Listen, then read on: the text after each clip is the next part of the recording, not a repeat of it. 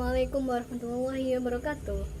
Hey guys, kembali lagi di channel YouTube Gizi C 2018. Di sini saya Faridatul Mu'afa dari Gizi 6C UIN Wali Songo Semarang akan sedikit bercerita nih mengenai salah satu kasus pelanggaran etika hukum dan profesi kesehatan terkait bidang gizi. Seperti apa ya ceritanya? Oke, let's go, kita simak.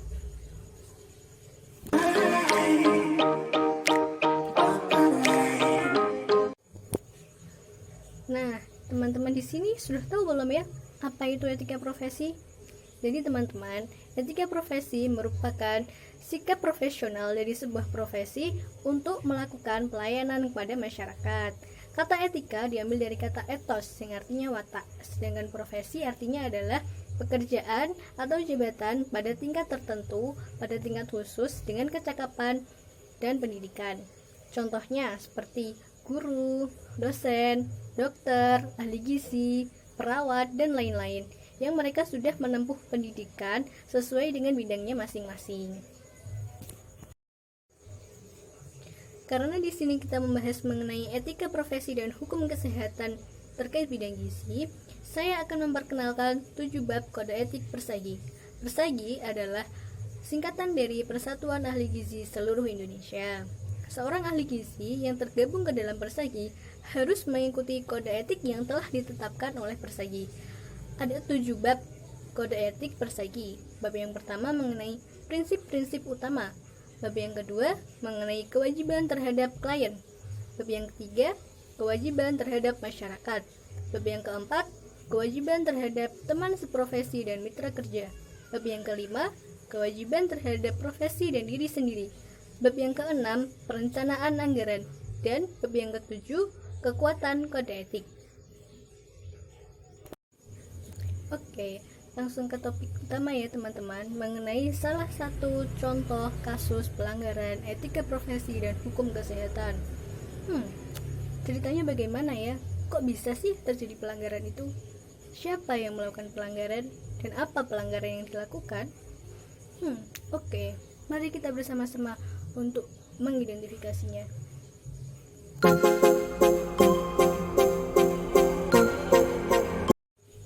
Oke, saya bacakan dulu ya teman-teman beritanya. Pasien Down syndrome diduga meninggal tidak diberi makan 10 hari. Dilansir dari tempo.co, pasien Down syndrome diduga meninggal tidak diberi makan selama 10 hari akibat miskomunikasi dan kelambanan oleh staf salah satu rumah sakit di Inggris. Joe, 61 tahun, mendadak jatuh di rumahnya di Warrington, Manchester dan dirawat di Manchester Royal Infirmary pada 26 Februari 2016. Menurut laporan Daily Mail, 27 Maret 2019, dia mengalami retak di panggul, pergelangan tangan, dan lehernya. Tetapi luka-luka awalnya tidak diketahui oleh petugas medis dan hanya terlihat setelah penjaga membawanya kembali ke rumah sakit sehari kemudian. Kesulitannya menelan berlanjut selama beberapa hari, menyebabkan staf memutuskan untuk memberi selang makanan nasogastrik pada tanggal 9 Maret agar tidak membuatnya tersedak. Tetapi selang itu tidak membuatnya nyaman dan dilepas sehari kemudian. Dikarenakan komunikasi yang buruk antara staf medis dan keterlambatan dalam memutuskan bagaimana cara yang terbaik untuk memberikan makan, menyebabkan Joe tanpa nutrisi selama 10 hari dan akhirnya meninggal pada tanggal 20 Maret. Jadi itu ya teman-teman kasusnya. Jadi dapat kita ambil apa saja ya kesalahan yang dilakukan. Dari berita tersebut kita dapat mengidentifikasi nih teman-teman, ternyata ada 4 kesalahan yang dilakukan oleh pihak rumah sakit tersebut. Kesalahan yang pertama adalah keterlambatan penanganan dan pengambilan keputusan. Kesalahan yang kedua adalah tidak adanya kerjasama atau komunikasi yang buruk antara staf medis. Kesalahan yang ketiga, kurangnya perhatian kepada pasien yang berkebutuhan khusus atau Down syndrome. Dan kesalahan yang keempat adalah pasien tidak diberi makan selama 10 hari. Wow, ini. Nah, saya ingin memberikan saran nih untuk kasus tersebut, terkait kasus tersebut yang dilakukan oleh pihak rumah sakit. Ada 4 saran dari saya. Saran yang pertama, Dalam hal ini, penanganan dan pengambilan keputusan harus dilakukan dengan cepat dan tepat. Untuk apa? Ya, untuk menghindari keparahan penyakit pada pasien. Kita pasti ingin kan pasien itu cepat sembuh. Jadi di sini kita harus melakukan pengambilan keputusan dengan cepat dan tepat.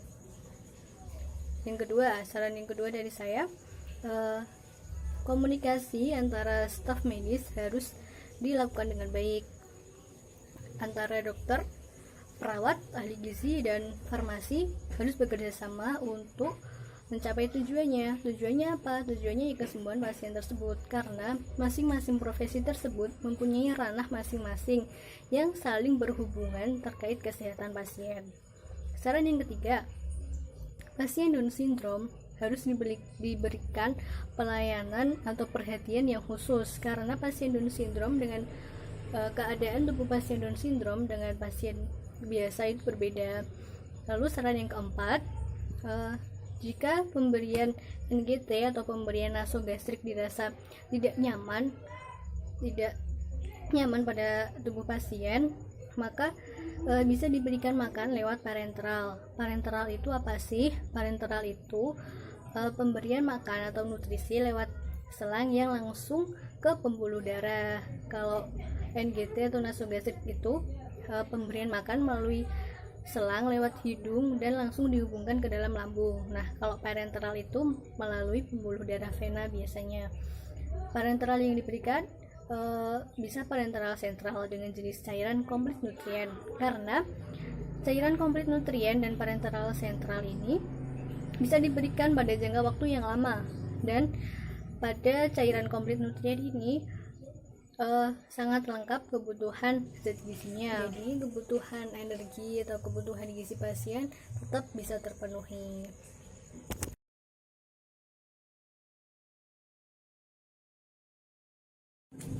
Oke, sekian informasi yang bisa saya berikan. Semoga dapat bermanfaat untuk teman-teman semuanya. Wassalamualaikum warahmatullahi wabarakatuh. Thanks for watching. Bye bye.